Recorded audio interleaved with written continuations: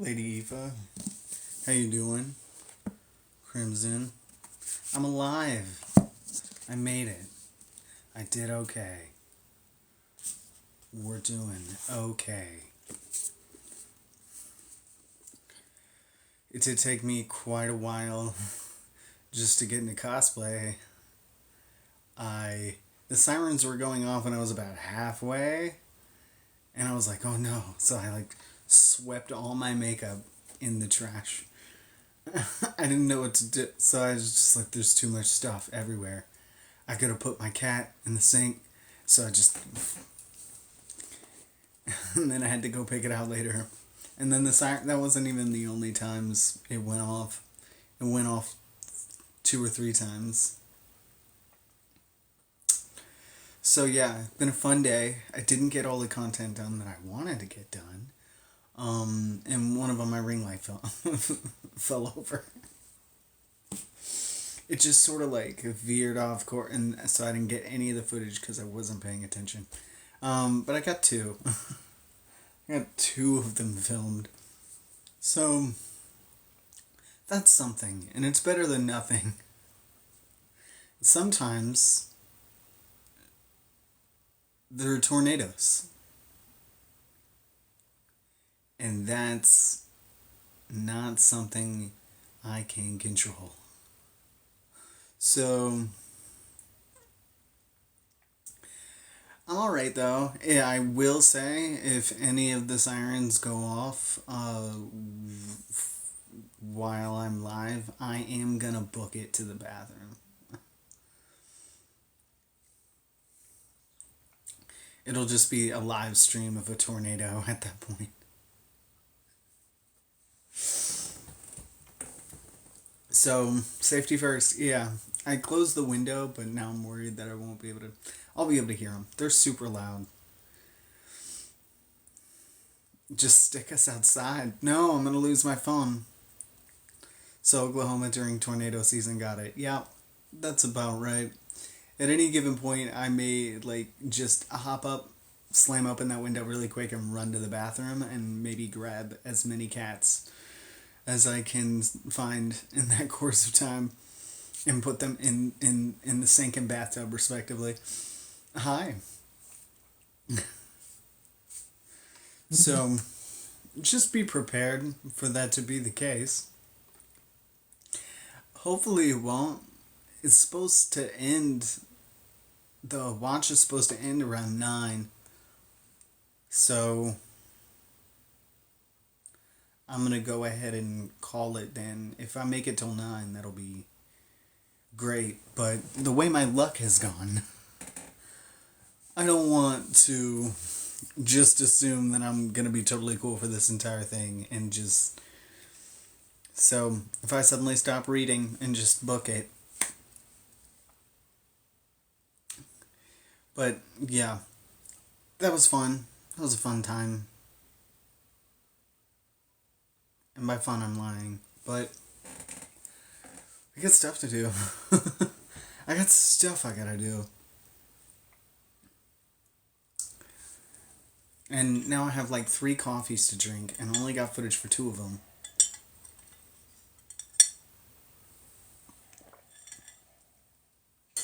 Oh, there's a little Airy.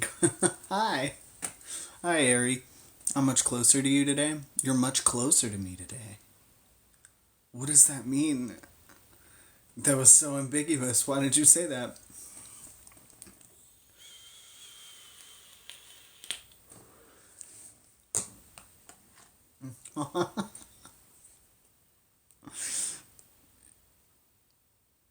Oh, you're insane.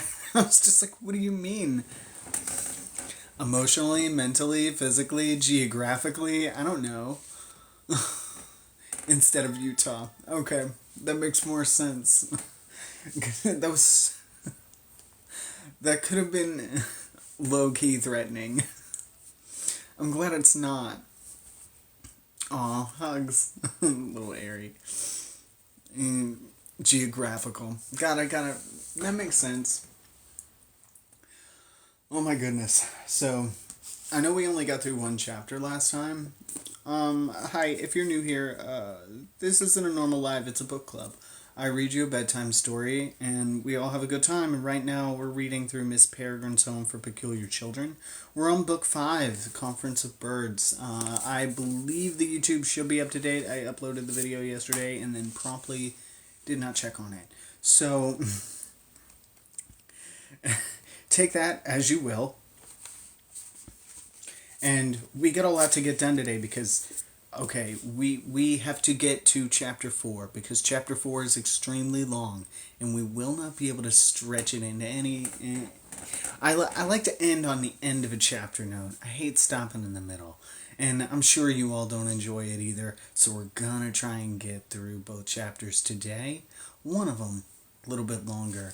And if you don't know what Miss Peregrine is about or have never read it before, it's about a group of peculiar kids who live in a peculiar place and all have peculiar powers. And right now, our main protagonist, Jacob, has just rescued the uncontacted peculiar Nor from Leo Burnham and basically brought her back to Devil's Acre with the help of his friends, who he kind of doubted that he had for a minute there. Way to go, Jacob. You have one fight and you think you have no friends.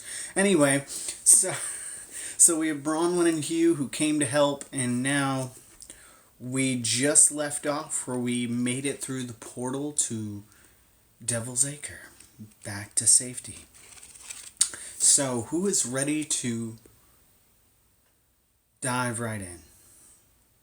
If you need a minute, get a pet, get your tea, find a comfy area.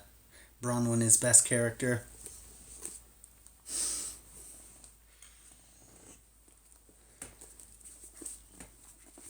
Alright. 2s across the board. Alright. Chapter 2. Aw, hugs. We tumbled out of a small closet onto the long, red-carpeted hallway of Bentham's Panlupticon. Bronwyn was collecting herself when Nora and I arrived, and Hugh was already waiting, looking slightly impatient. I was beginning to wonder if you'd decide not to join us, he said as Bronwyn pulled Nora and I up effortlessly. Do you think they'll come after us? I said, glancing nervously at the door. No chance, Bronwyn said. The Untouchables like to get paid. I turned to Nor. How are you? I said, quiet and close. I'm fine, she said quickly, seemingly embarrassed. Really sorry about my little freak-out back there. She was talking to the 3 of us and looking around at the plush hallway. This place is definitely better than the one we just left. Hughes started to say we should be going, but Nor interrupted him. One more thing I need to say before we go anywhere or meet anyone else. She looked at us. Thank you all for helping me. I'm grateful. You're welcome, Hughes said, maybe a bit too breezily. She frowned. I'm serious.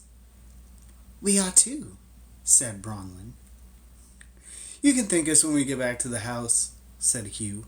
Come on, or Sharon's toadies will notice us and start asking questions I imagine we'd rather not answer. Right enough, Bronwyn said. We walked quickly down the hall in a tight cluster. This section of the Panlupticon was relatively deserted, but after rounding a few corners it began to get crowded. Peculiars dressed in outfits spanning every era and style were coming and going from loop doors. A sand drift was collecting outside one door, and a howling wind was spitting rain from another, held open a crack by a brick stuck in the jam. People were lined up against the walls to have their travel documents checked and stamped by bureaucrats at small standing desks, and the echo of voices and footsteps and papers being shuffled made the place sound like a train station at evening rush hour. Nor's eyes were wide and roving, and I could hear Bronwyn, a hand on her back, attempting to explain our surroundings in a low voice. Every one of these doors leads to a different loop. It's called the Panloopticon, and it was invented by Miss Peregrine's extremely brilliant brother Bentham, then taken over by her extremely evil other brother and our worst enemy, Cole. It's actually proved quite useful, Hugh cut in. This loop we're in, Devil's Acre, used to be a prison for miscreant peculiars. Then became a lawless place, and our enemies, the Whites, made their headquarters here, until Jacob helped us smash them and kill their leader, Bronwyn said proudly. At the mention of Call, goosebumps had spontaneously broken out on my arms. He's not exactly dead, I interjected. Fine, said Hugh. He's trapped in a collapsed loop he can never ever get out of, which is basically the same thing. And now the Whites are all dead or locked up in jail, said Bronwyn. And because they destroyed or seriously damaged many of our loops, a lot of peculiars had nowhere else to go and were forced to move in here. Temporarily, we hope, Hugh said. The Embers are trying to rebuild the loops we lost now.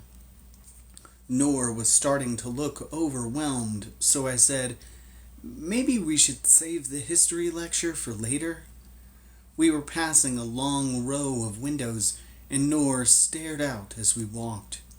It was Devil's Acre on a super-saturated yellow afternoon, the kind only intense air pollution can create.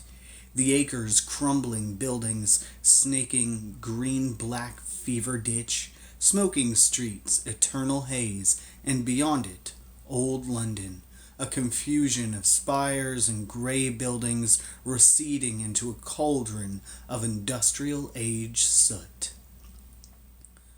My God, Nor said, voice just above a whisper. I was walking next to her. This is London, late 19th century, and you're feeling that thing again, aren't you? That can't be reals, she said, slowing long enough to reach through an open window and wipe one finger along the ledge. As we sped up to keep pace with the others, she held it up. Her finger had turned black with soot.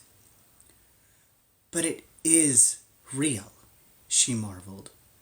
Yes, it is. She angled herself toward me. Do you ever get used to it? A little more every day. I thought about it. Tried to remember how hard it had been, even recently, to accept this world as real. I still have moments where I look around and my head swims, like I'm in the grip of some nightmare. I was going to say dream. She nodded, a small assent, and I felt a shared recognition flicker between us, of a darkness mutually understood, and of a thin golden thread of wonder and hope that ran through the fabric of this new world. There is more, it said. There is more to the universe than you ever imagined. Then, in the corner of my vision, another kind of darkness appeared, and I felt a chill come over my whole body. So you're alive, a slithering whisper in my ear. I must say, I'm pleased. I turned to see a wall of black robes. It was Sharon, towering behind us. Nor pressed her back against the window, but her face betrayed no fear. Hugh and Bronwyn saw what was happening and slunk over to an information stand about loop costuming, trying not to be noticed. Are you going to introduce me to the young lady? Sharon said. Sharon, I'm Nor, said Nor, thrusting out her hand. And you are? Just a humble boatman. How very nice to meet you. A gleaming grin appeared within the black tunnel of his hood, and his long white fingers wrapped around Nor's soft brown ones. I saw her try to suppress a shudder. He retracted his hand and turned to me. You missed our meeting. I was very disappointed. I got busy, I said. Can we talk about this later? Of course, he said with exaggerated subservience. Please, don't let me keep you. We slipped away from him. Bronwyn and Hugh were waiting by the stairwell. What did he want? asked Hugh.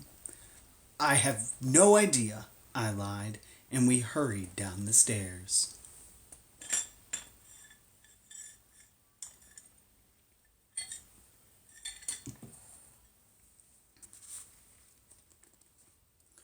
The streets of Devil's Acre were packed with peculiars, and on that particular afternoon the strange and sometimes alarming contrasts that defined the place were on full display. We passed Nimbrin teaching a group of young peculiars how to repair a ruined building using their peculiar talents. There was a red-headed boy levitating a stack of lumber with his mind, and two girls were reducing a pile of jagged rubble to gravel, very slowly, by grinding down the boulders with their teeth. We passed Sharon's cousins, too. The singing, hammer-swinging gallows riggers were leading a chain gang of miserable white prisoners in leg shackles, followed by an Imbrin and a contingent, 10 strong, of peculiars assigned to guard duty. Nor turned to watch as they passed, singing at full volume. The night before the thief was stretched, the hangman came around. I've come, he said, before you're dead, a warning to expound. Are they? They are, I answered. And everyone here is. I met her eyes. Yep, just like us. She shook her head in awe, and then her eyes widened, and her chin rose, and I turned to see an extraordinary tall man wobbling down the cobblestones toward us. He was 15 feet high, at least, and the top hat he wore added another foot or two. I couldn't have reached even the pocket of his tent-sized floral trousers if I'd reached my arms up and jumped. Hugh hailed him as he passed. Hello, Xavier. How goes the production? The tall man stopped too quickly and had to pinwheel his arms and steady himself against the roof of a building to keep from toppling over. Then he bent to look at Hugh. Sorry, didn't see you down there, he boomed. The production's hit a snag, unfortunately. Some cast members have been called away on loop rehabilitation assignments. So, we're restaging the Grass Menagerie instead. They're over in the green rehearsing right now. He gestured with his comparatively normal-length arm to a pocket of muddy grass across the street, the closest thing the acre had to a park, where a troupe of Miss Grackle's student actors were tottering around in grotesque animal costumes, practicing their lines. Nor gaped at them as we walked on, engrossed in the strange sight, until Hugh kicked the stones and muttered to himself. Too bad. I was looking forward to coaching the actor who plays me. Nor turned, a half-smile forming on her lips. They're doing a play about you? I felt the heat of embarrassment start creeping up my neck. Yeah. One of the imprints has a theater troupe. It's no big deal. I waved my hand dismissively and peered ahead, hoping to find a quick way to distract her and change the subject. And there's a picture of Xavier.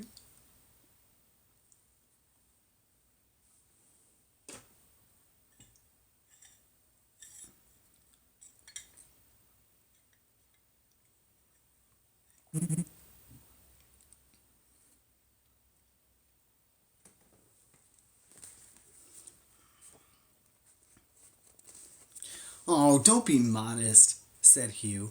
It's a whole play about how Jacob helped save us from the Whites and banish Call to an interdimensional hell. It's a Big honor, said Bronwyn, grinning broadly. Jacob's really famous around here. Whoa, check that out! I shouted, hoping Noor hadn't heard that last bit. I pivoted and pointed at a small crowd of people in nearby Pyre Square, where it looked like two peculiars were competing at something. It's a door lifter contest, Bronwyn said, successfully distracted. I've been meaning to enter, but I need to train a bit first. Let's not dawdle, said Hugh, but Bronwyn slowed to stare as we passed by, as did the rest of us. There were a dozen people standing on a door that was laid across a pair of sawhorses, and a strapping young guy was facing off against a distinctly unmuscular older lady with a face mean enough to freeze water. That's Sandina, Bronwyn said. She's amazing. The small crowd was chanting her name now. Sandina, Sandina. The lady knelt below the door, planted her broad shoulders against it, and then rose slowly to her feet, groaning, the dozen people atop her swaying and cheering. Bronwyn was cheering too, and even Noor let out a little whoop, her face all surprise and wonder.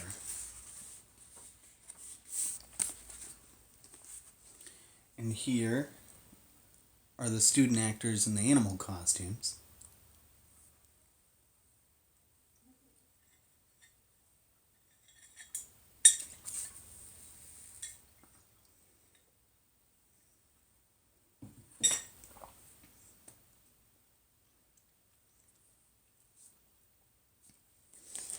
And here is the door lifter contest.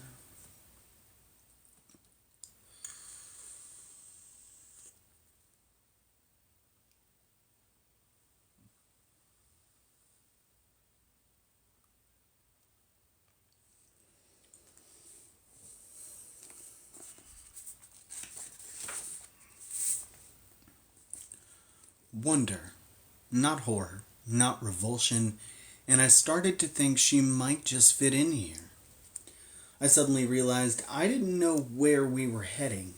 Bronwyn and Hugh had said something about our house, but last I checked, our friends were living in the rambling dormitories that occupied the ground level of the Panlupticon. When we started across a ramshackle footbridge over Fever Ditch, I finally asked where we were going. Miss P moved us out of Bentham's house while you were at the Bone Menders, Hugh explained, away from nosy folk and their pioneers. Watch out for this board, it's loose. He hopped over a plank that fell away and splashed into the black water below. Noor stepped over it easily, but it took me a head-swimming moment to stretch out my leg and force myself over the gap. We reached the other side, then walked parallel along the banks of the ditch until we came to a rickety old house. Its design seemed to defy the laws of gravity and architecture. It was narrower by half at the bottom level than it was at the top, as if the house were standing on its head, and the second and third floors, which had expanded to reach out over the empty space, were supported by a forest of spindly wooden stilts and crutches that stretched down to the ground. It was also humbler at the bottom, more or less a shack, while the second floor had big windows and carved columns, and the third had a kind of half-built arched dome atop it, all of it hanging at unstraight angles and stained by time and neglect. It ain't the fanciest habitation, Bronwyn admitted, but at least it's ours. And then I heard a high, familiar voice say my name, and I craned my neck to see Olive float out from behind a cupola on the roof. She was carrying a bucket and a rag and had a taut rope tied around her waist. "Jacob!" she cried. "It's Jacob!" She waved excitedly, and I waved back, thrilled to see her and relieved for the kind greeting. In her excitement, Olive dropped the bucket she'd been holding, which landed on a part of the roof I couldn't see, and elicited a shout of surprise from somebody else, though I couldn't tell who it was. Then the front door before us burst open so hard one of its hinges flew off with a ping. Emma came racing out. "Look who we found," Bronwyn announced. Emma stopped a few feet short of where I was standing and looked me up and down. She had on heavy black boots and rough blue work clothes. Her cheeks were apple red beneath a coating of grime, and she was puffing as if she'd just run down several flights of stairs. And she looked wild, her face a complicated blend of emotions, rage and joy and hurt and relief. "I don't know whether to slap you or hug you." I broke into a grin. "Let's start with a hug?" "You complete ass! You scared the life out of us." She ran forward and threw her arms around my neck. "I did?" I said, playing innocent. "One minute you're injured in bed and the next you're gone, without a word to any of us? Of course you did." I sighed and told her I was sorry. "Me too," she whispered, burying her forehead in my neck, then yanking it suddenly away again a moment later, as if she'd remembered she couldn't do that anymore. Before I could ask what she was sorry for, I felt a jolt as another body collided with us. I looked down to see the arms of a purple velvet smoking jacket wrapped around me. "Wonderful, wonderful that you've returned to us alive and well," Millard was saying. "But may we have our reunion somewhere other than a public street?" And he began shoving us toward the house. Tumbling through the tilting door, I glanced over my shoulder to find Nor, but saw only Bronwyn's and Hugh's beaming smiles. And then I was being led into a cozy, low-ceilinged living room kitchen stable. Judging by the chickens clucking in one corner and the hay scattered around. And my friends were rushing into the room, one after another. Suddenly, I was being attacked by hugs, and there was a loud, happy hubbub, everyone all talking at once.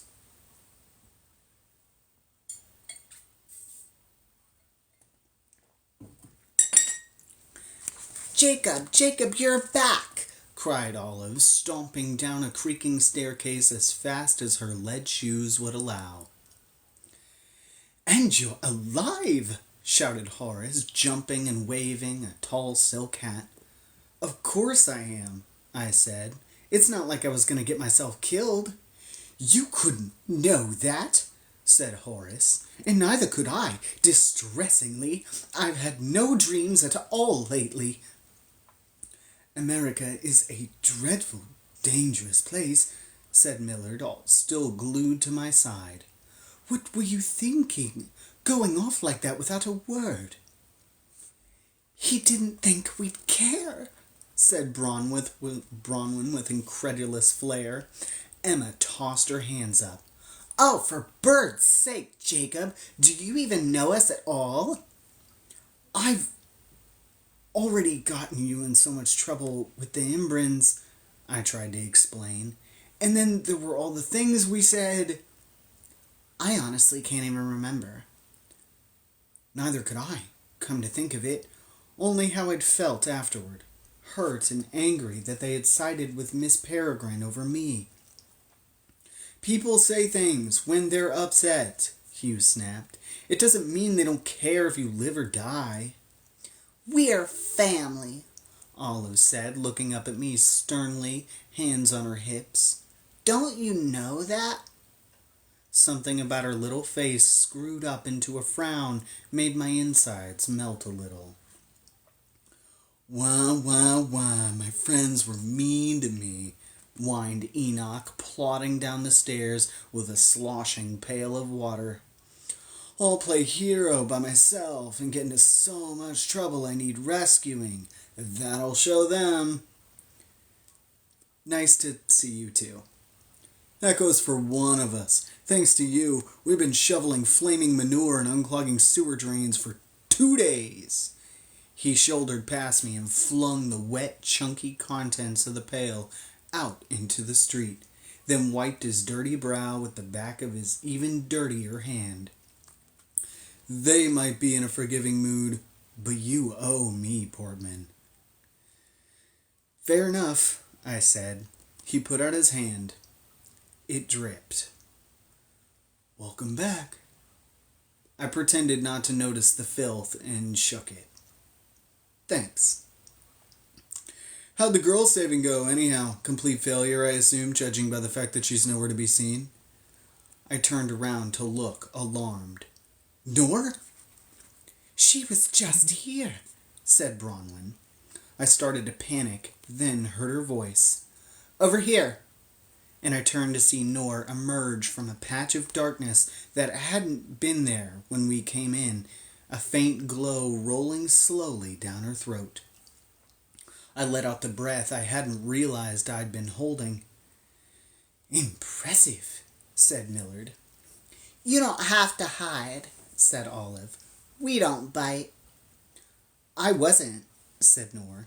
You guys seemed like you needed a moment to yourselves. That's all. I went over to her, feeling guilty that I hadn't introduced her yet. Some of you have already met her, but for those who haven't, everybody, this is Nor Pradesh. Nor, this is everybody. Nor gave a general wave to the room. Hey, everybody. As my friends gathered around to greet her, she seemed remarkably calm. A totally different person from the one who had nearly refused to go in the Untouchables' morgue drawer. Welcome to Devil's Acre, Horace said, offering a prim handshake. Hopefully you don't find it too disgusting. It's pretty astounding so far, said Nor.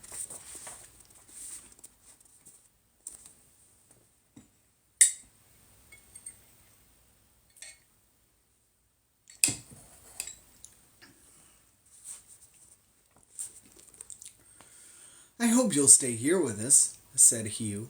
After all you've been through, you deserve a rest. It's nice to finally meet you in person, said Olive. The others have talked so much about you. Well, shouted about you, mostly. I patted Olive's shoulder and moved her along.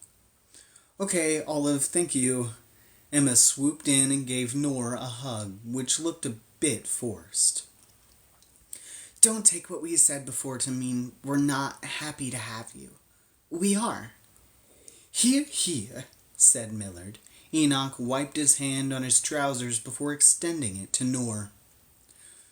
Pleasure to see you again. I'm glad Jacob didn't screw this up worse than he did, anyhow. He was great, Nor said. He and the old man were... She winced, remembering. What happened? Said Emma. Nor looked quickly at me and then back at Emma. Her voice went gravelly as she said, He died. H broke Nor out of Leo's loop, I said. He was shot, but hung on until he got Nor back to his place. That's where I found them. I felt callous saying it so quickly and matter-of-factly, but there was. I'm very sorry to hear that, said Millard. I never met him, but any compatriot of Abe's was doubtless a good man. My God, Emma said. Poor H. She was the only other one of us who had met him, and the mournful look she gave me said, We'll talk later. I owe him my freedom, Nor said quietly, and it seemed there was nothing more to say. There was a brief, awkward moment of quiet, which Millard broke by saying to Nor, In any case, I'm very glad you're not in the hands of that awful Leo Burnham anymore. Me too, said Nor. That guy was... She shook her head slowly, unable to find just the right words. They didn't hurt you, did they? Asked Bronwyn. No, they asked me lots of questions and told me I was going to be in their army, and they put me in a locked room for 2 days. But they didn't hurt me. Thank God for that, at least, I said. Then a small voice asked, "Was it worth it, Jacob? Risking so much for her?" I turned to see Claire glaring at me from the doorway, her sour expression a sharp contrast to the yellow rubber boots and hat she wore. "Claire, that's rude," said Olive. "No, Jacob was rude when he disobeyed Miss Peregrine, even though it might have meant a war breaking out that the Imbrans have been trying very hard to prevent." "Well, did it?" I said. "Did it what?" "Start a war." Claire clenched her fist and made the angriest face she could. "That's not the point." "Your and H's actions did not, as a matter of fact, spark a war." Miss Peregrine, striking in angular black dress and upswept hair, had appeared on the landing of the stairs. "Not yet, at any rate, though you may have brought us to the brink of one." The headmistress wafted down the steps and made a beeline for Nor. "So, you're the famous Miss Pradesh," she said evenly. She dashed out her hand and shook Nor's once, quickly. "My name is Alma Peregrine, and I'm headmistress to these sometimes intractable children." Nor gave a crooked half-smile, as if she found Miss Peregrine vaguely amusing. "Nice to meet you," she said. "Jacob didn't mention anything about a war." "No." Miss Peregrine turned to face me. "I don't imagine he did." I felt my face go hot. "I know you must be angry, Miss P, but helping Nor was something I had to do." I felt Nor's eyes on me and everyone else's, but I didn't look away from the Imbran. Miss Peregrine held my gaze a moment longer, then turned abruptly, walked to a door, and opened it to reveal a small sitting room. "Mr. Portman, you and I have a few things to discuss. Miss Pradesh, you've had an exhausting few days. I'm sure you'd appreciate a chance to rest and freshen up. Bronwyn, Emma, please help our guest get settled." Nor gave me a questioning look, a kind of, "What the hell is going on?"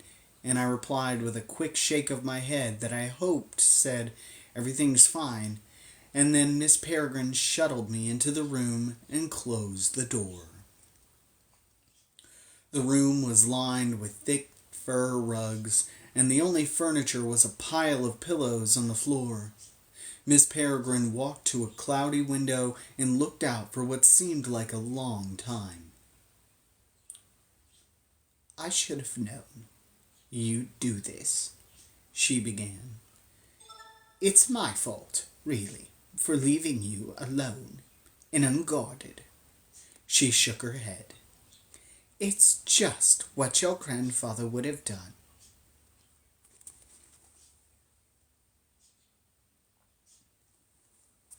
Title of the Live is the title of the book.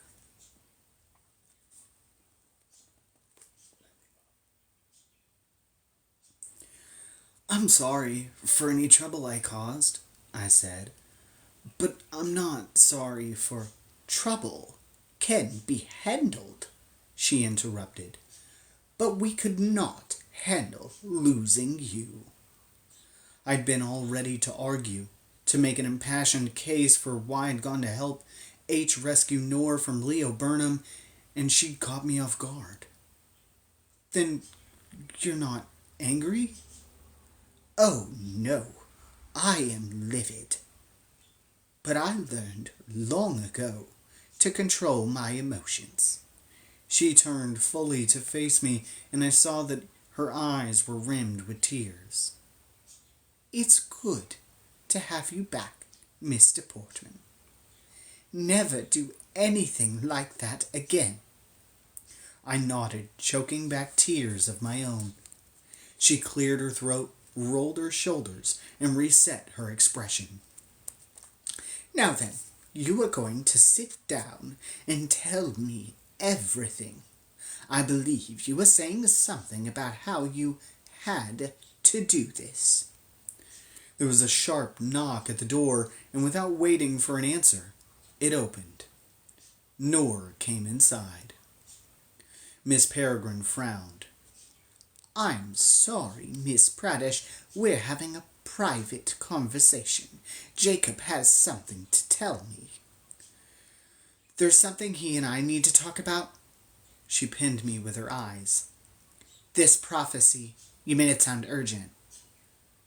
What prophecy? Miss Peregrine said sharply. Apparently it's got something to do with me, Noor said. So, I'm sorry, but I can't let someone else hear about it before I do. Miss Peregrine looked both surprised and impressed.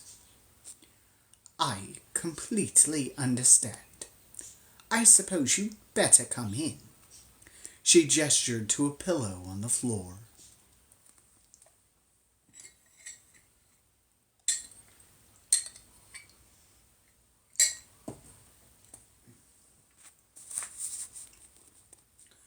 We settled among the pillows.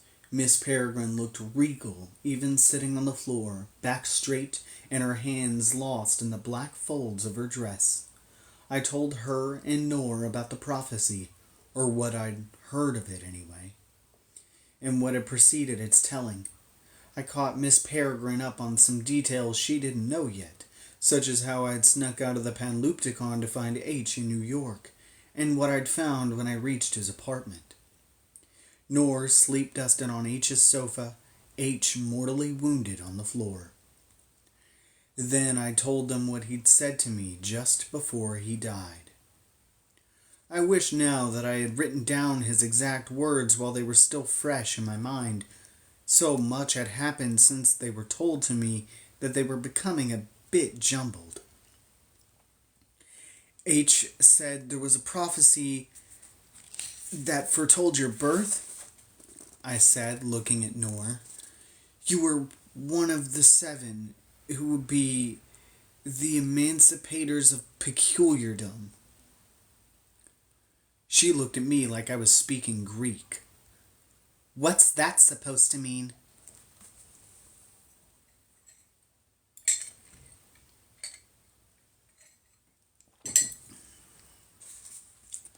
I don't know, I said, and looked hopefully to Miss Peregrine. Her expression was neutral. Is there more? I nodded. He said a new and dangerous age was coming, which I guess is what the 7 are supposed to emancipate us from, and he said the prophecy was the reason those men were hunting Noor. You mean the weirdos who were stalking me at school, said Noor. Yeah, and who came after us at the building site in a helicopter and shot Bronwyn with the sleep dart. Miss Peregrine seemed doubtful. Well, I said to Noor, what do you think? That's it. Noor's eyebrows rose. That's the whole thing? Highly unlikely, Miss Peregrine said.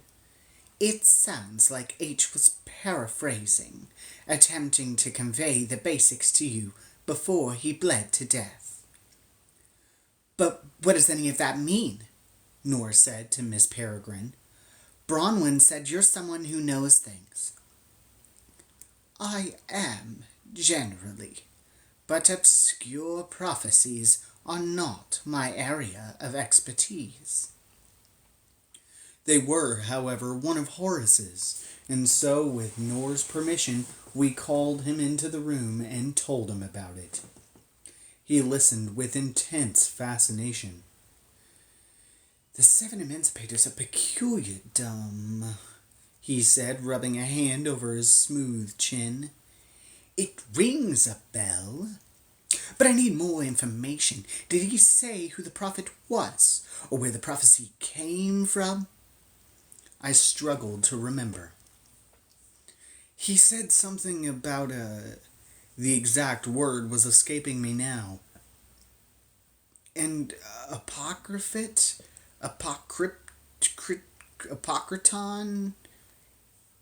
Interesting, Horace said, nodding. Sounds like a text of some kind, not one that I've heard of, but it's something to go on. Is that all? Miss Peregrine said. H paraphrased a few lines of prophecy and then expired. I shook my head.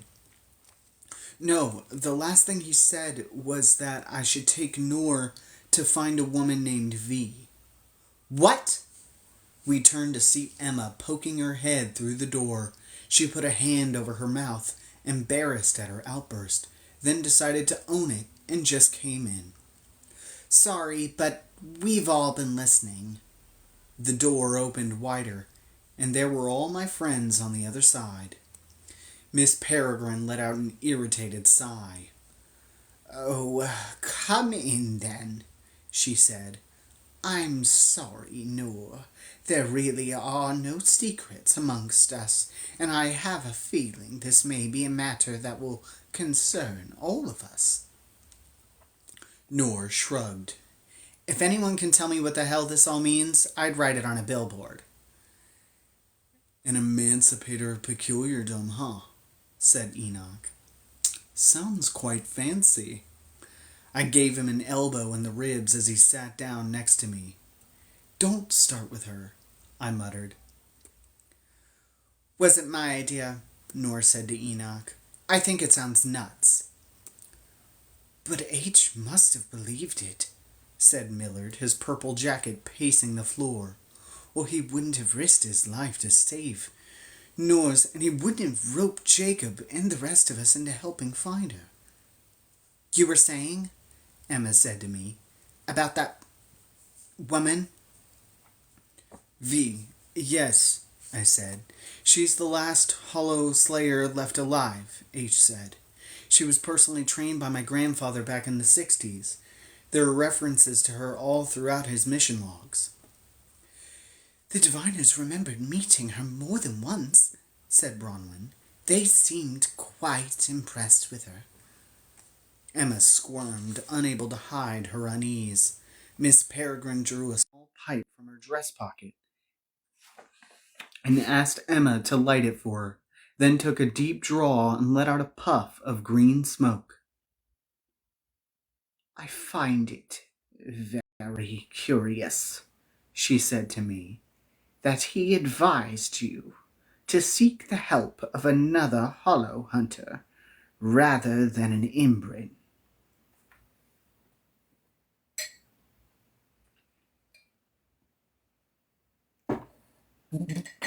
Rather than me. Very curious, Claire agreed. He seemed to think V was the only person who could help us, I said, but he didn't say why.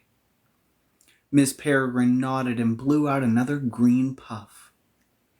Abe Portman and I respected each other immensely, but there were a number of matters on which his organization and mine disagreed. It's possible he simply felt more comfortable sending you into the protection of one of his comrades rather than me. Or he believed there were things you didn't know about the situation, said Millard. Or the prophecy, said Horace, and Miss Peregrine looked briefly annoyed at the reminder. I knew, of course, that H did not fully trust the Imbrins, but he had never explained why, and it wasn't something I was prepared to bring up in front of the others. He left us a map, said Noor, to find V. A map, said Millard, spinning to face her. Do tell. Just before he died, H directed his hologast Horatio to give us a piece of the map from the wall safe, I said. Then he let Horatio eat His eyes? This prompted a disgusted groan from several of my friends, which seemed to allow the hollow to consume his peculiar soul. A few minutes later, he started turning into, I don't know, a white, I guess, or the beginnings of one. And that's when I woke up, said Nor, and Horatio told us something that sounded like a clue. Then he jumped out the window, I said. May I see that map? Said Miss Peregrine. I handed it to her. Millard's jacket bent over Miss P's shoulder as she smoothed the fragment against her leg, and the room went quiet. This scrap isn't much to go on, Millard said after only a few seconds of study. It's a tiny detail of a much larger document, which is mostly topographical.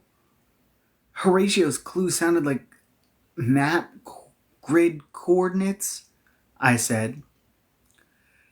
Those might help more if we had the whole map, said Millard, or if the map included place names, towns and roads and lakes. Actually, said Miss Peregrine, bending closer while holding up a magnifying monocle to one eye, they appear to have been erased.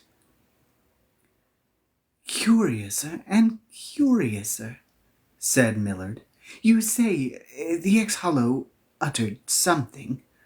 What was it? He told us we could find her in a loop, I said. H called it the big wind, and Horatio said it was in the heart of the storm. Does that mean anything to you? Nor said to the room generally. Sounds like a looped hurricane or a cyclone, said Hugh. Obviously, said Millard. What kind of mad inbred would loop such a terrible thing? Olive said. One who really doesn't want visitors dropping in, said Emma, and Miss Peregrine nodded in agreement. Do you know of such a place? Emma asked her. Miss Peregrine frowned. I don't, sorry to say. It's probably hidden somewhere in America. Again, not my area of expertise. It will be someone's, said Millard. Don't despair, Miss Praddish. We'll make sense of this yet. May I borrow this? The map appeared to float as he held it up. I looked at Nor and she nodded. Okay, I said. If I can't crack it, I'll bet someone around here can. I hope so, said Nor. When you go asking around, I'd like to come. Of course, said Millard, sounding pleased. And I can help you find out more about the prophecy, said Horace.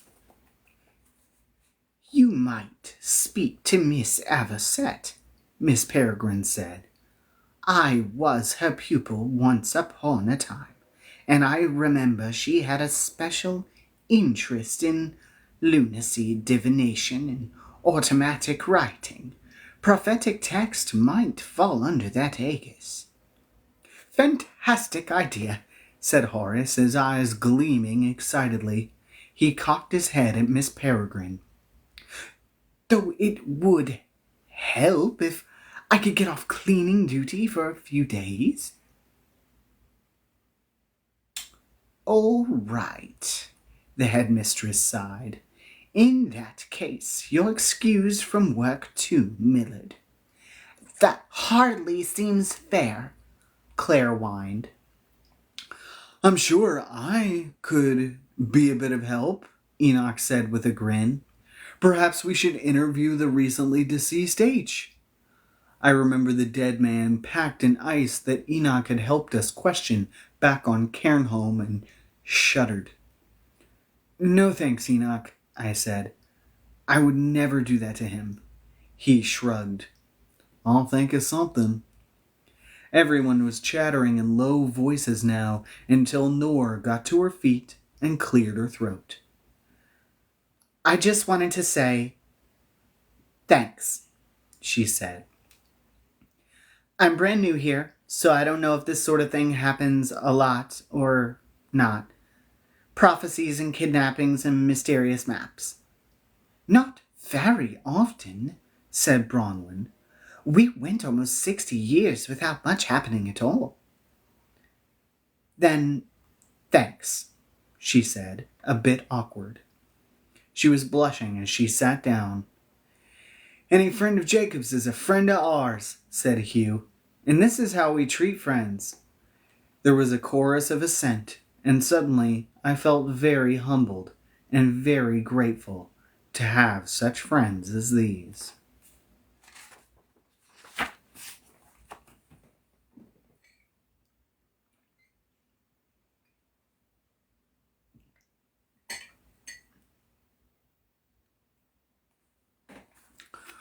Okay, rolling right along. That is the end of chapter 2. And we can roll right into chapter 3 unless anybody has some clever comments they'd like to make. Which, more than open to. We're ahead of schedule, which is deliberate. I was really afraid we might hit another tornado siren. So, pretty happy. I would like to live in a hurricane loop. I don't know. As someone who's had tornado warnings go off all day, I'm good. I'm good.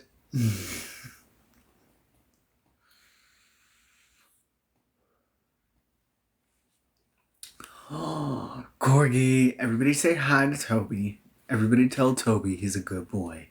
That is an order. Yeah, but that's just water so you swim. No, you don't.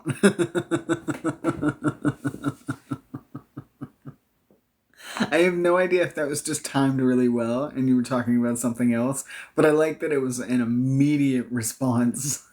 No, you don't. Immediately. No hesitation. No. I have never experienced a hurricane firsthand, but I can tell you, especially with all the infrastructure that we have in civilized society, it's not just about swimming. Because you get hurricanes bad enough, they blow cars off, of course. It's not just about swimming anymore. At that point, there's a lot more to it. Stay safe if you're ever in a hurricane or a tornado.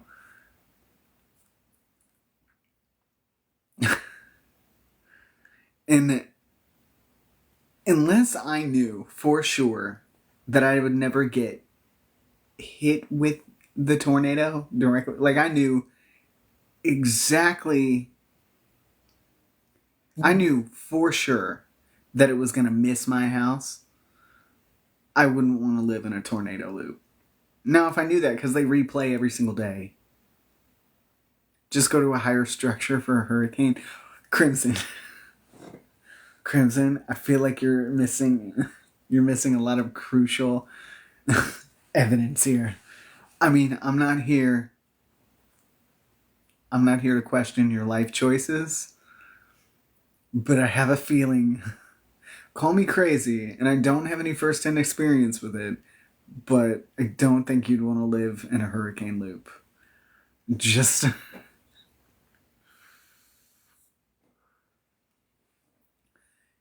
You just missed a book to sleep. Okay. Good night, Lady Aoife. I'll take a hurricane over a tornado. I would also probably take a hurricane over a tornado. Just because I don't want to leave the ground.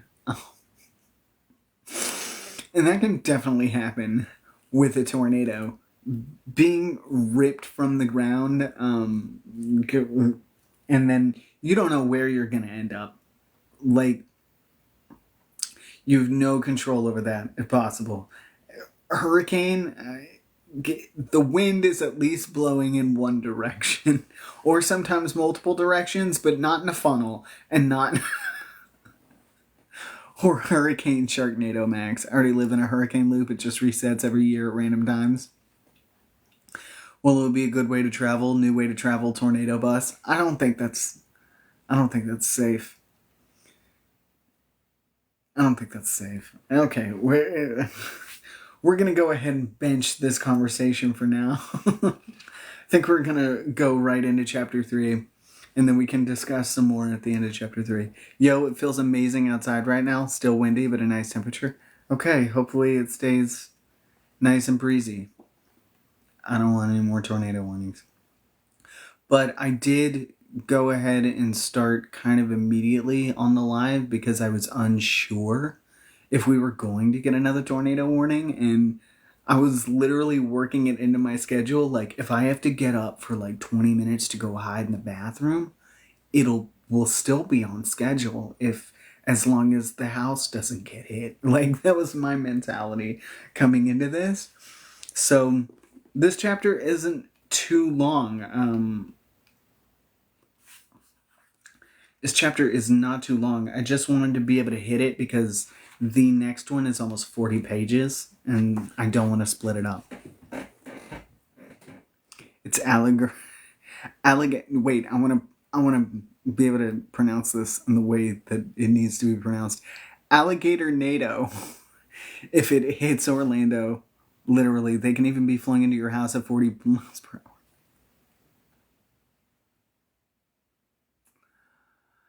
See, I just wanted to be sure. I didn't want to not work it into the schedule and then it affect the book.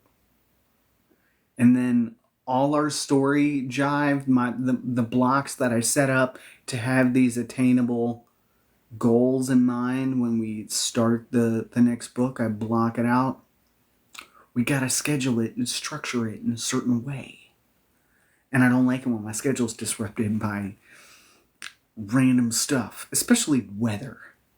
The weather, of all things. Oh, sorry, can't read today. Weather. And now, the weather. Okay, no. Chapter 3.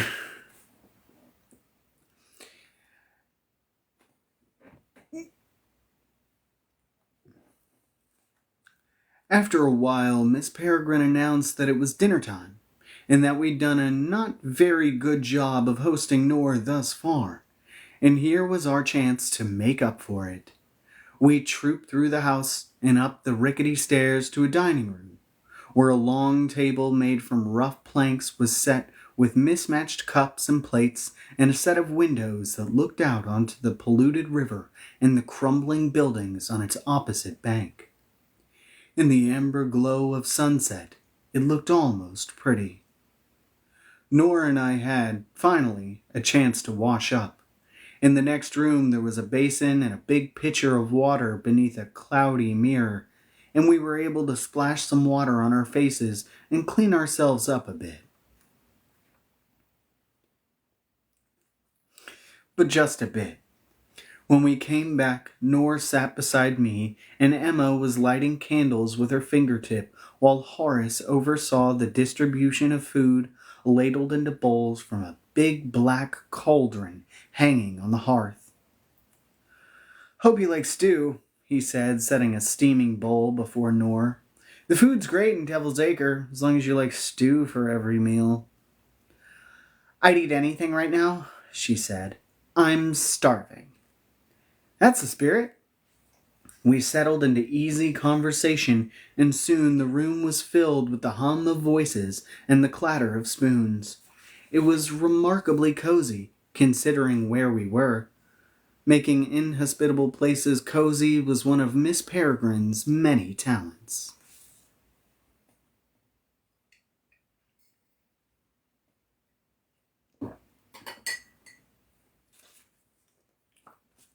"What did you used to do in your normal life?" asked Olive through a full mouth. "Go to school, mostly," Nor replied. "By the way, your use of The past tense there is interesting. Everything's going to change for you, Miss Peregrine said. It already has, Noor said. My life is unrecognizable from what it was last week. Not that I'd really want to go back. That's precisely it, said Miller, jabbing a loaded fork in her direction. It's very difficult to tolerate a normal life once you've lived a peculiar one for a while. Trust me, I've tried, I said. Noor looked at me. Do you ever miss your normal life?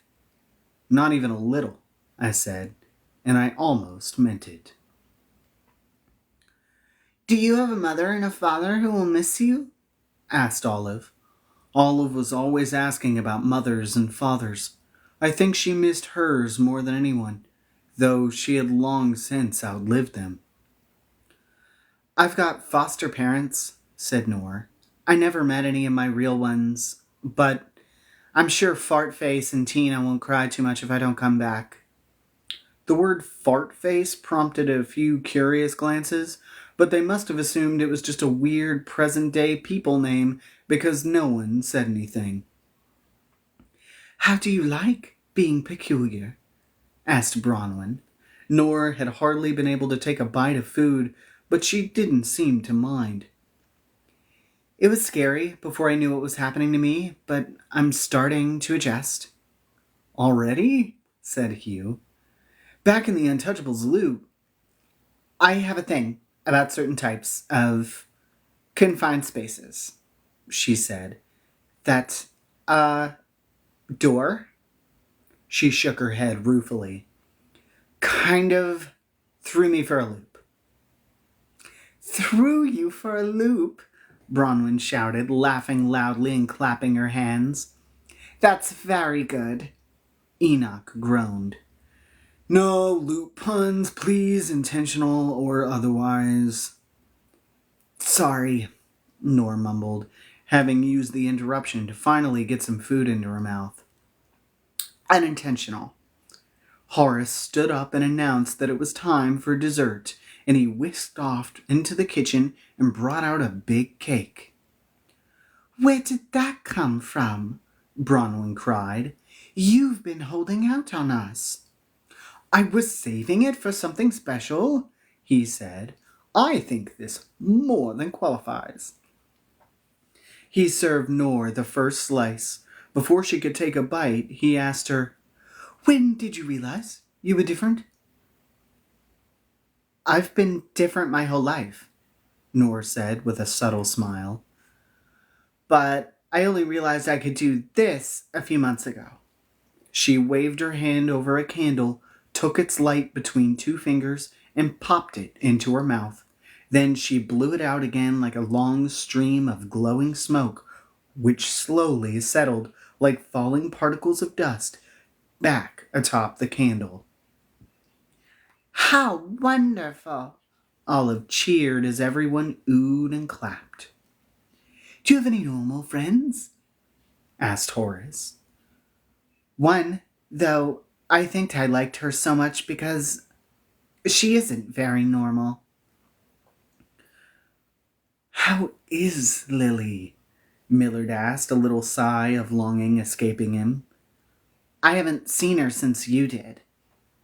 Oh, he said, chastened. Of course. I hope she's well. Emma, who'd been uncharacteristically quiet, suddenly asked, Do you have a boyfriend? Emma, said Millard, don't pry. Emma went red and looked down at her cake.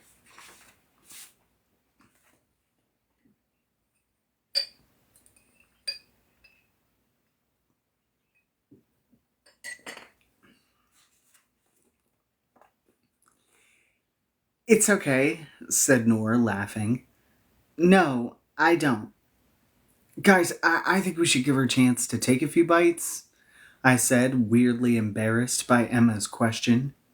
Miss Peregrine, who had been quietly brooding for the past few minutes, dinged her glass and asked for everyone's attention. I'm due back at the peace talks tomorrow, she said. The Imbrins are in the midst of very sensitive negotiations with the leaders of the 3 American clans. She gravely directed this to Noor, and the threat of war between them grows with each passing day. I'm sure. H's brazen rescue and your disappearance have only made things more complicated. Oops, Noor said quietly. You're not to blame, of course, but there will be damage to contain and bruised egos to mollify. That is, if we can even get them back to the negotiating table. Everyone's calling the peace talks the Conference of the Birds, Bronwyn stage whispered to Noor.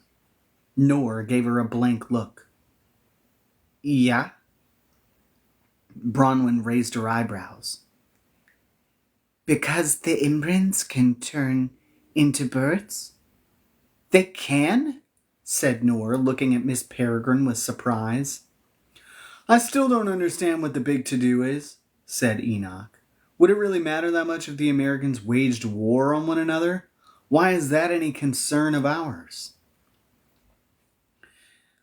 Miss Peregrine stiffened, then laid down her spoon. I hate to repeat myself, but as I've said, war is a virus, said Hugh. It respects no borders, Emma said, as if repeating from a textbook. Miss Peregrine rose heavily from her chair and went to the window. We could feel a lecture coming on. Of course, the Americans are not our priority, she said.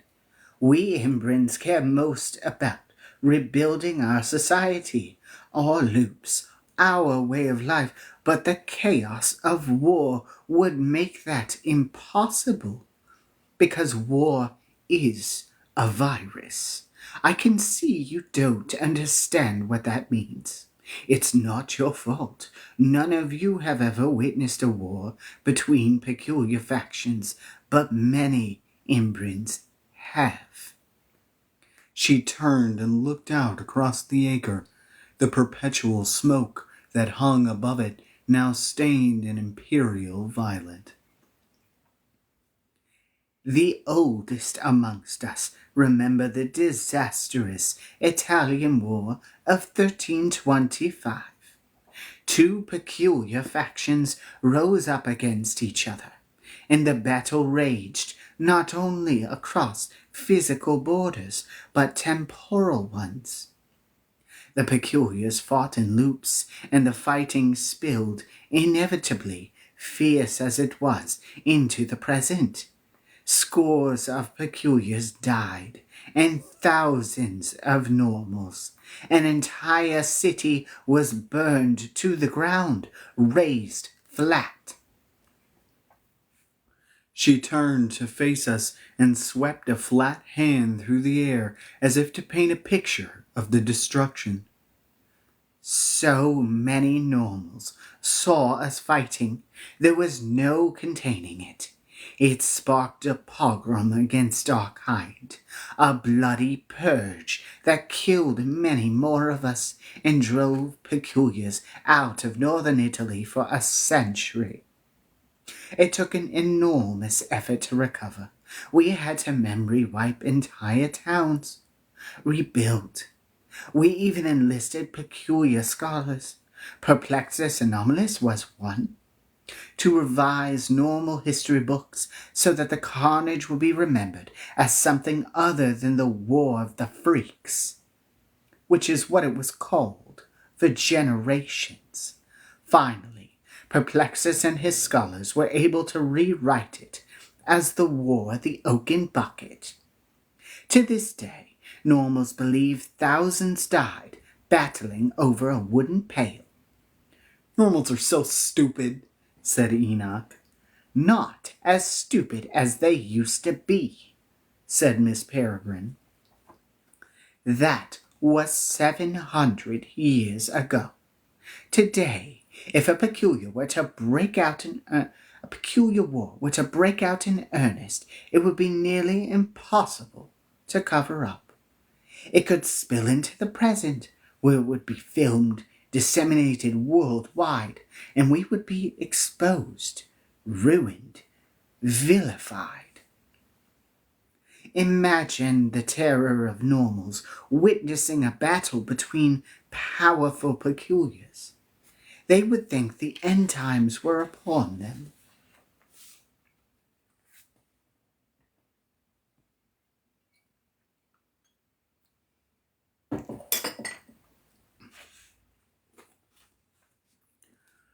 A new and dangerous age, Horace mused darkly. But don't the Americans know all this? Asked Emma. Don't they understand what could happen? They claim to, said Miss Peregrine, and they swear up and down that they would adhere to the various conventions of war that dictate a peculiar battlefield must always be in the past or in a loop. But wars are hard to control, and they don't seem as worried about the consequences as they should be. Like the Russians and the Americans during the so-called Cold War, said Millard, blinded by mutual distrust, desensitized to the dangers by constant exposure. I promise our dinner conversations aren't always this depressing, Olive whispered across the table to Noor. What if that's the dangerous age the prophecy mentions? I said. Could it be predicting a war between peculiars? It's certainly possible, said Horace. Then maybe war is inevitable, said Hugh. No, Miss Peregrine said. I refuse to accept that. Prophecies are not necessarily fate, Horace said. Sometimes they're just warnings about events that could happen or will probably happen if you don't take action to change the course of things. Hopefully there's nothing to the prophecy at all, Olive said miserably. The whole thing sounds scary. Yes, I'd rather not need emancipating, thank you very much, said Claire. I'd rather not have to do any emancipating, said Noor. Though it says I'm one of the 7, so I guess I don't have to do it by myself, but who are the other 6? Horace spread his hands. Another mystery. Pass the salt, please. Olive's head fell into her hands. Can we please talk about something nice for a while? Emma reached over to ruffle her hair. Sorry, dear. One more thing is bugging me. This supposed secret society that's trying to get their hands on Noor. Who are they? Wouldn't I love to know, Noor said. Doesn't the answer seem obvious? Said Millard. I turned toward him, surprised. No? Should it? He snapped his invisible fingers. They're whites. But H told me specifically they were normals, I said. And Miss Annie from the Diviner's Loop said something about a secret society of American normals, Bronwyn added, left over from the slave trade days. Sometimes I underestimated how closely Bronwyn paid attention to things. Yes, I was there, said Millard. I don't doubt there was such a society in the past, but I seriously doubt any normals would have the wherewithal to pose such a danger to us now. We've been hidden in loops for far too long. I very much agree, said Miss Peregrine. Last time we talked about it, I said, you told me it sounded like the work of another clan, not whites. Things have changed, she said. There's been a dramatic uptick in white activity lately. Just in the last few days, there have been multiple sightings. Attacks? Asked Horace, his face paling. None yet, but reports of movement, all in America.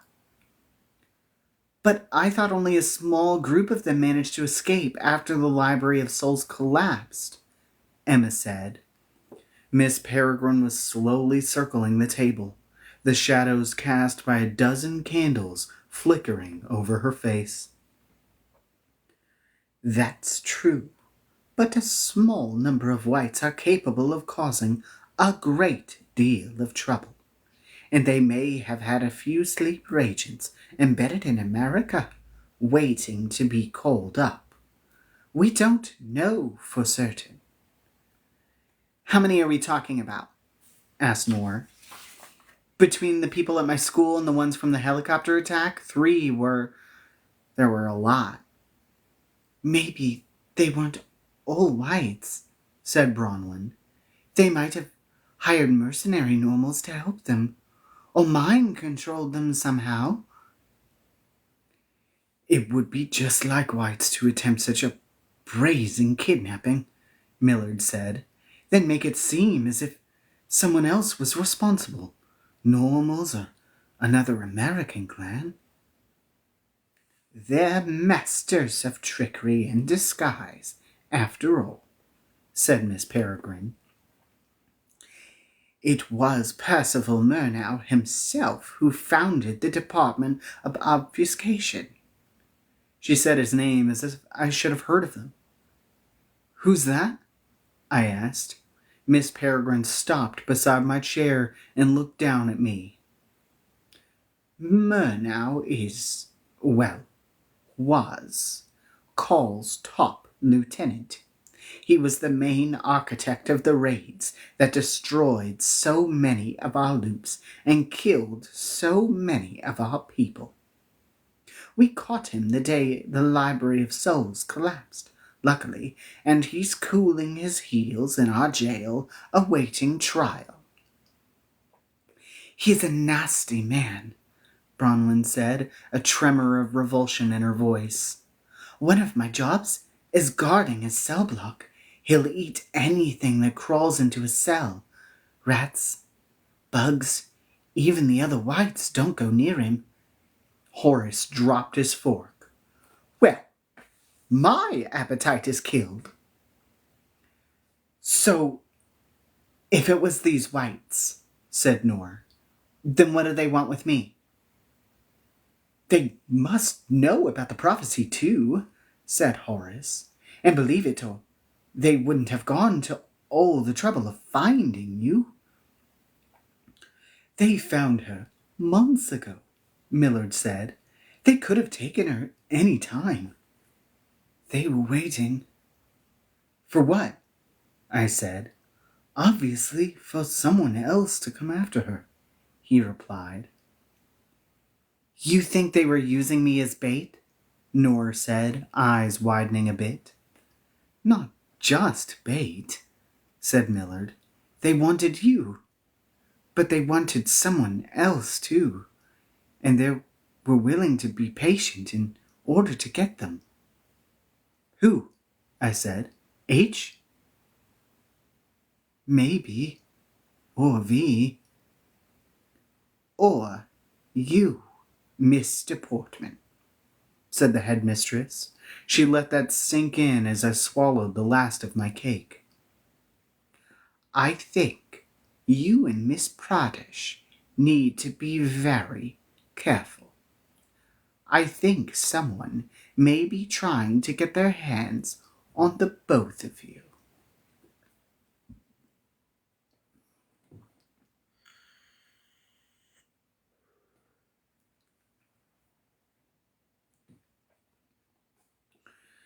After dinner was over, we all went upstairs to bed.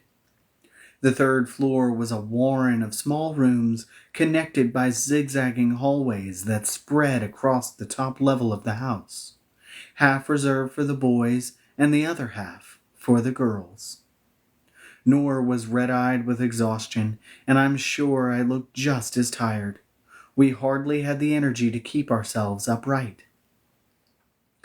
You'll bunk with Horace and me, said Hugh. And you could have my bed, Olive said to Nor.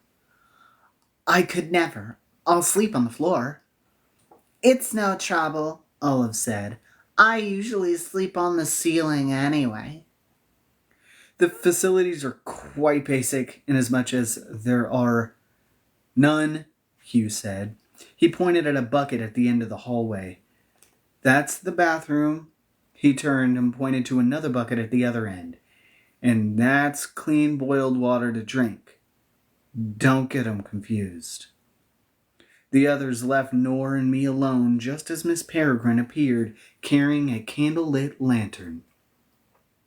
She had changed into a long-sleeved nightdress, and her hair was loose and trailed down the back of her neck. I won't see you in the morning, she said regretfully, but I'm only a panloop-de condor away. You can always send a messenger to the conference loop if you need to reach me. I wish you didn't have to go, I said. We could use your help. If it were for anything less important, I would never go. But at the moment, I have greater responsibilities. I'll be leaving before first light. She turned to Nor and smiled. I'm so glad you've come, Miss Pradesh. I hope you feel welcome here. The circumstances of your arrival may not have been ideal, but I am no less glad at your presence. Thank you, Nor said. I'm glad to be here. Miss Peregrine leaned in and kissed Nor on both cheeks, something I'd only seen her do to the other Embrins or honored guests. Bird be with you, she said, and then she was gone down the hall. Tomorrow we'll dig into all this, I said. If there's more to the prophecy, we'll find it, and Millard will help us decode that map. I held Nor's gaze for an extra beat. This is very important to all of us. Nor nodded. Thank you. Let out an exhausted breath. I felt a pang of empathy for her and for how she must have been feeling. How are you? I said. Still feeling like you're losing your mind? It's probably better that I haven't had much downtime to think about everything. For now, I'm just going with it. You know what my brain keeps defaulting to whenever I have a moment of quiet? What? That I have a calc test in 2 days and I should be studying. We both laughed. I think your GPA is going to take a little hit here. Sorry. It's okay. Everything's bizarre and confusing, and so much of this is super scary and messed up. But despite everything that's obviously wrong right now, I actually feel good. You do? Her voice fell to a near whisper. Like, for the first time in a long time, I'm not alone. Our eyes met. I reached out and took her hand. You're not alone, I said. You've got people. She smiled gratefully, then hugged me. I felt something small but powerful turn in my chest. I bent my head, let my lips rest on top of her hair. Almost a kiss. And then we said goodnight.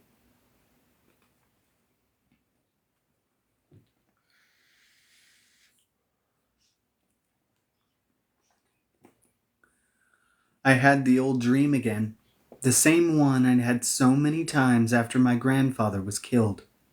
It's the night he died, and I'm running through the spiky woods behind his house, screaming his name. Like always, I find him too late. He's lying on the ground, bleeding, a hole in his chest, one of his eyes torn out. I go to him. He tries to speak to me. Usually in these dreams he does, and he says all the things he said that night. Find the bird in the loop. But this time he's only muttering in Polish, and I can't understand. Then I hear another branch snap, and I look up from where I'm kneeling, and there's the monster, covered in Abe's blood, horrible, thick tongues waving in the air.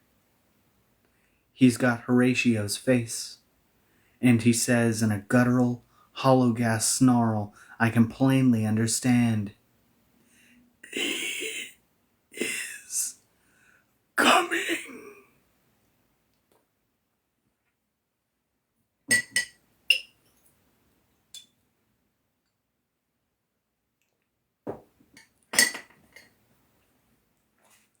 I jolted awake to the sound of an explosion. Bolting upright in bed, I saw that Hugh and Horace were already up, crowding each other to get a look out the window. "What's going on?" I shouted, stumbling out of my sheets.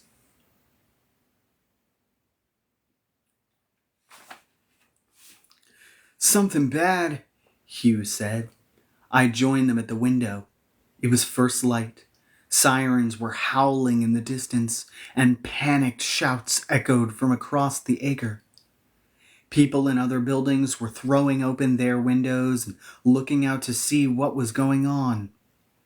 Bronwyn burst into the room, her hair mussed from sleep. "What's happened?" she said. "Where's Miss P?" Emma shoved past her. "Everyone into the common room," she shouted. "Head count, now!" A minute later, we were all together, all present and accounted for but Miss Peregrine, who had left for the conference before dawn. Something had happened elsewhere in the acre. An attack, an explosion, something, but we weren't sure what. Through the window, we could hear someone authoritative sounding going down the street and shouting, "Stay indoors! Do not come out until so instructed!" "What about Miss P?" Olive said. "What if something's happened to her?" "I can find out," said Millard. "I'm invisible."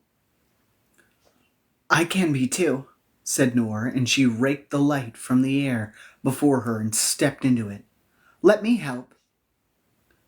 "I appreciate the offer, but I work better alone." "It's not worth the risk," Emma said. "Miss P can take care of herself." "So can I," Millard replied. "Whatever's happening, you can bet no one's going to tell us the whole truth about it. If you want to know anything worth knowing around here, you've got to find out for yourself." He shrugged off his sleeping robe and it fell to the floor in a pile. Emma tried to make a grab for him. "Millard, come back here." But he had already slipped away. We paced around the common room, chattering nervously while we waited. Nora was humming to herself, arms folded tight. Olive attached a rope around her waist and floated as high as she could out of a third-floor window, hoping to get a better view of anything that might be happening.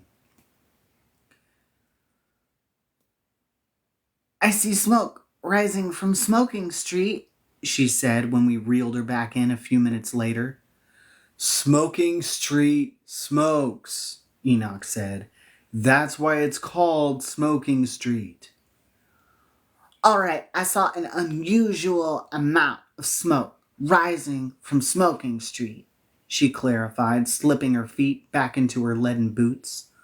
"Dark, black smoke."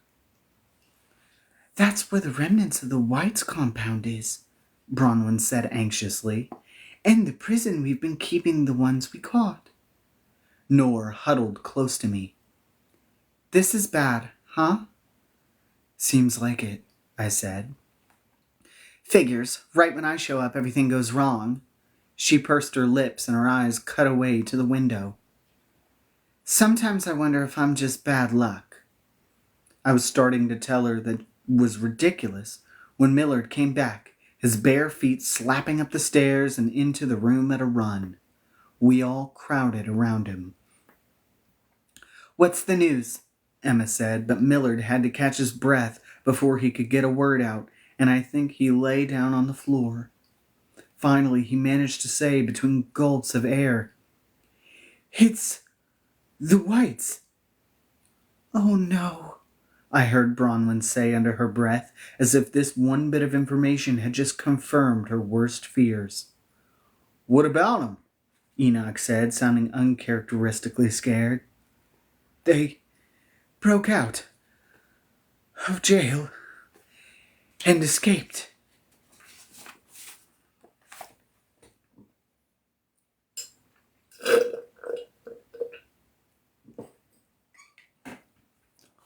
All of them? I said. 4.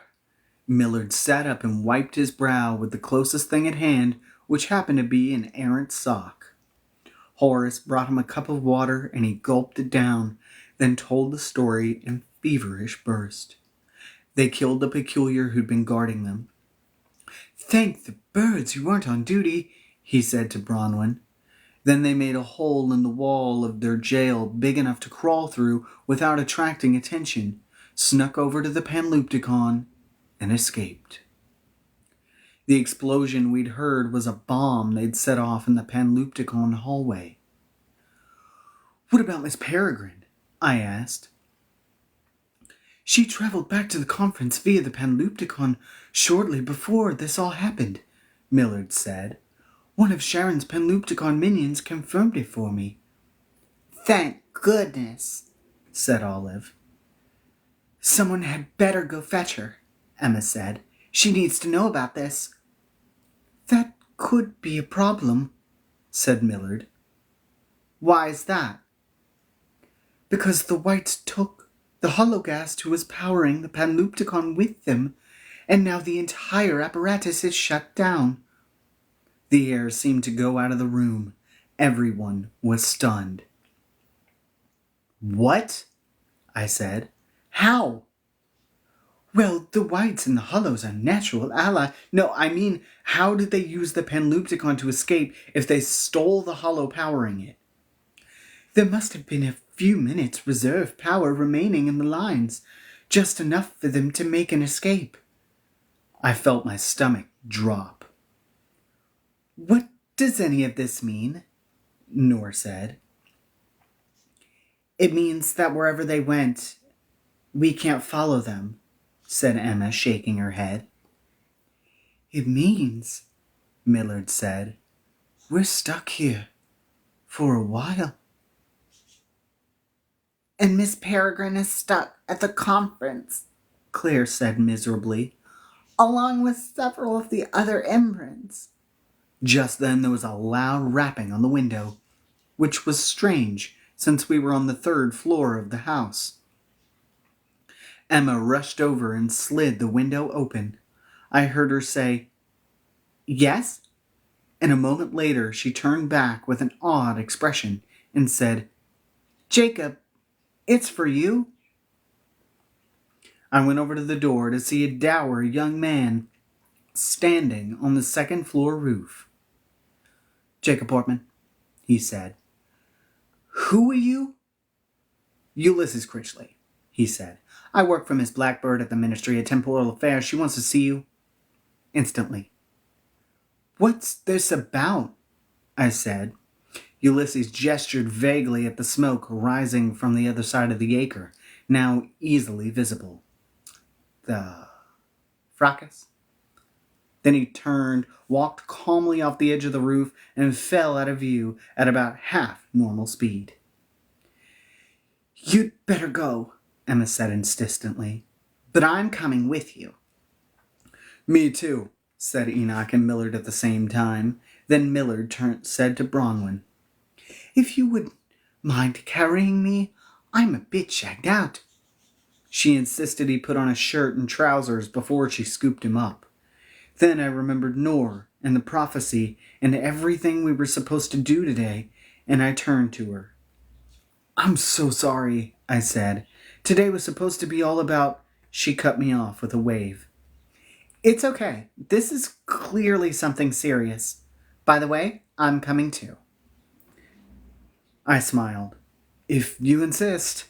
Then turned and shouted out the window to Ulysses. We'll take the stairs. The others wished us luck, and we went out.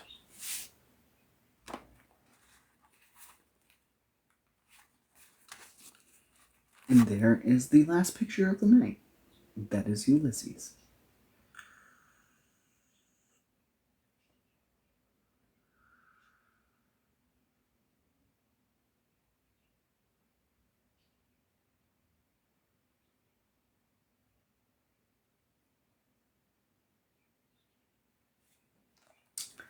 And that is the end of chapter 3.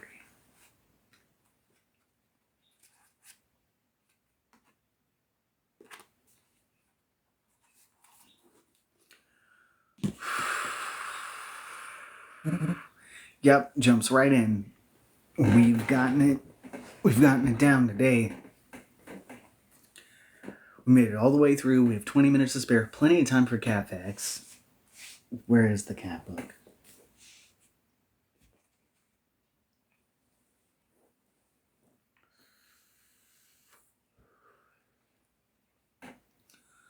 So yeah, welcome to the shit show. All the whites escaped. Well, a portion of the whites escaped.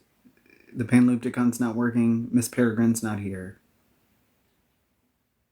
Strange prophecy. And that's what you missed on Glee. So fun stuff. Fun stuff. So glad we got all the way through that. Right on schedule. So glad that worked out. And no more tornadoes. For now. For now. So relieved. I don't like huddling on the floor of my bathroom. And we have cat facts. And today,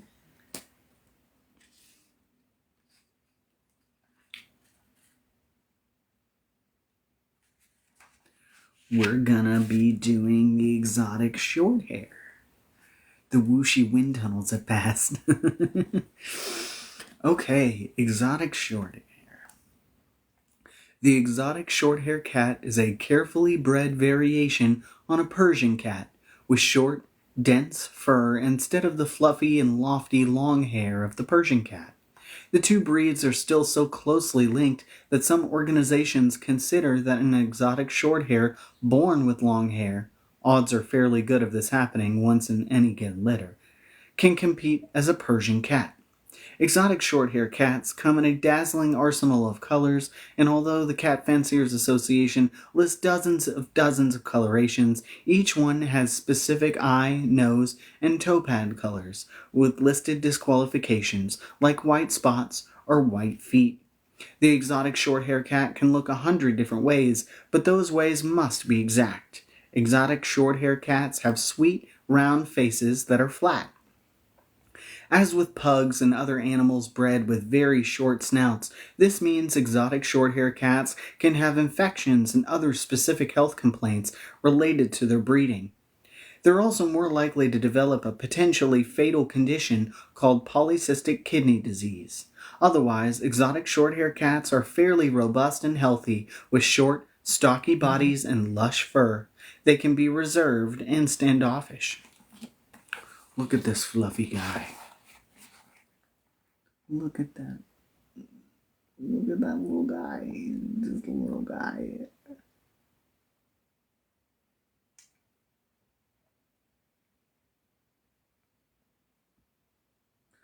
So cute. Okay. Adorable. Aren't we glad that happened? Little fluffy guy. By the way, I'm partially convinced that Spike is at least part Maine Coon. He's so large. He'll officially be 12 months this month. So he won't officially be a kitten anymore. He'll be he'll be a little teenager, but by God, he's as big as Pawn, already. He's got massive paws. He's got the body of a robust Jack Russell Terrier, and he's so big and he's so floofy. And he's just so big, and he's not super done growing yet. Like, he's still getting bigger by the day. And I'm like, not overfeeding him. I've looked it up. He is just big. He's got huge old paws. He's so big. He's so big. He's so big. Also, the only way you can hold him is in the stereotypical, like, orange cat upside down fashion. Otherwise, he just is not interested. He will escape. He will escape. But he's so adorable. So you just gotta walk around holding him upside down the entire time. That's his game.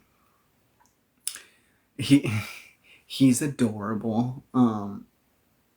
Nancy has gotten a bit bigger. She's like normal cat size though. She's normal cat size. So I don't know what the deal is, because they are siblings. They should look more similar. But like, and they did look a lot more similar when they were babies, but Spike has just gotten so much bigger and he's so much floofier. And I'm like, what is with Spike? He's so much bigger. He's so much larger. He's so much fluffier. His paws are bigger. I don't know. I don't get it. He is a big boy. He is as long as Bella used to be. Like, when you stretch him out, he's like a good, like, plus 2 feet long. And he's so fluffy.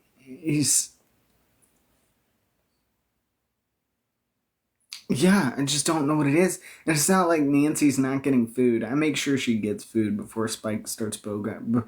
Besides, Spike and Pond have like a rotational basis more than anything. But him's a sweet, fluffy orange boy. But Nancy's growing. She's gotten bigger. And she's putting on weight. And she's a decent weight for her size. But like, Spike is he's just big. He's just longer and taller and bigger. And but it doesn't look like a Maine Coon in the face is the only thing. But everything else is huge. So I don't know. That cat is a total mystery. And we got him from the shelter, so it's not like we can just find out. Like, I DNA test my cats. Just to find out. Because, by God, that guy, he's so big. He's so big. And we had a job finding him today. You can have the vets DNA test your cats. I might do that for reals. Because I'm interested to know. I want to know. We go over cat breeds every week. I just want to know. Because they didn't include it. So we got shelter cats. Rescue shelter cats.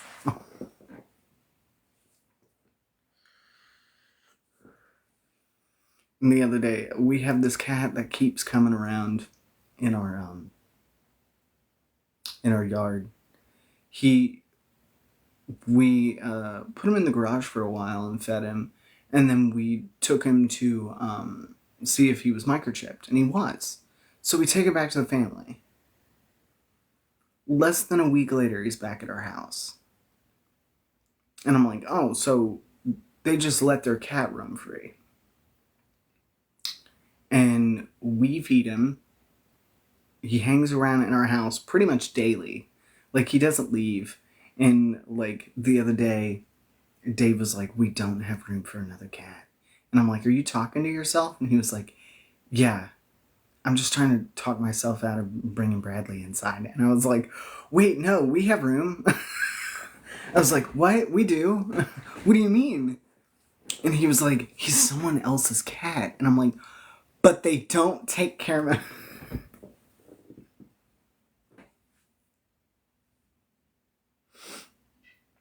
It might be the same cat.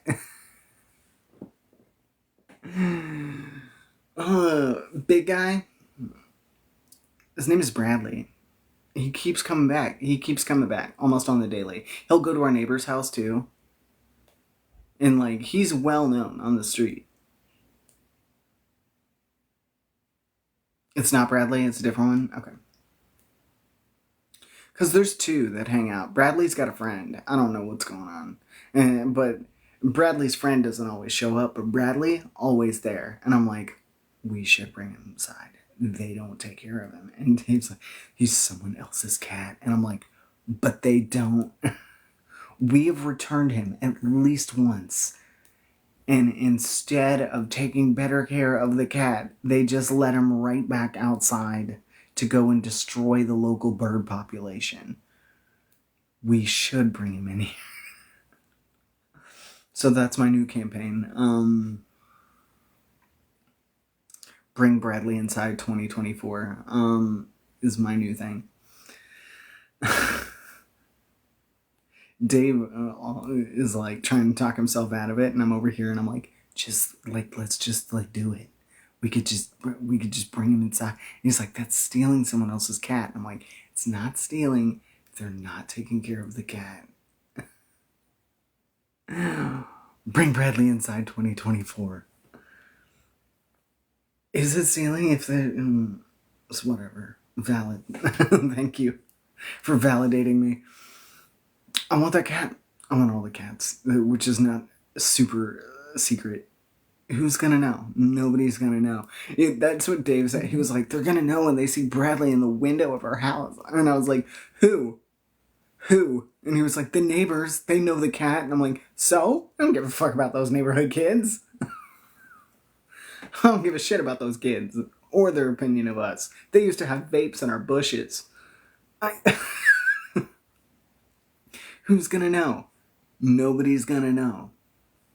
Yeah, we just have a cat that looks really similar to Bradley. That's all. That's it. We just got another cat. We have so many cats. Who's gonna know? That's my current lobbying enterprise, is lobbying Dave to get him to let me bring this cat inside. Because I know he wants to. Especially today, I was like, there's a tornado. What about the cat? But what about the cat? Let me bring in the cat.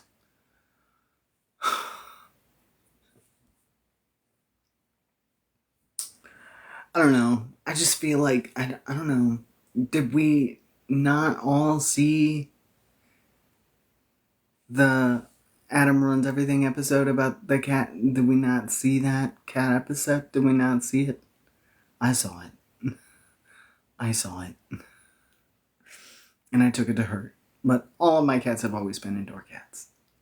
I will always treat my cat like a baby. What are you oofing about? Don't oof me. I don't know.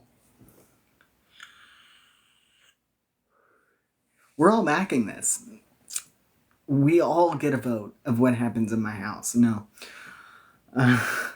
I don't know. He's warming up to the idea. I think the more the cat hangs around and the more FaceTime he gets with the cat and the more he plays and pets with the cat, he'll wear down. The cat is doing 80% of the work here. I'm just the 20% dissenting voice that's like, but if we brought him inside, I clean the litter box every day. I purchase the cat food. I think I know what the deal is. And then slowly, it'll work. I don't know. Oh, man. Well, thank you all for joining me. If you don't know, I read you a book every single week, and we'll do this again next Tuesday at 8, continuing with Miss Peregrine's Home for Peculiar Children, Book 5. We'll start with Chapter 4 next time. All the rest of the chapters can be found on my YouTube. My YouTube can be found in the description of my TikTok account. If you want to go catch up on the rest of the series, they are all clearly labeled. I believe the only one that doesn't differentiate the book is Map of Days, and that's Book 4, but I'll do that. I meant to do that the other day when I made the playlist for Conference of Birds. But otherwise, we will be back here next week doing the same exact thing, probably dressed like a lunatic. And right now, we're going to move over to the gaming stream. And every single week after we read a book, I go play and fail at a video game for several hours. We're still working on Hollow Knight, and that's through the Discord. So I believe that's linked in my TikTok bio. Now we're going to go ahead and move over there. So I'll see you guys in a few minutes. And if I don't see you again until next week, just know that I'm thinking about you and I'm thinking about the book. And we're all going to have a great time next week, too. Stay safe, guys.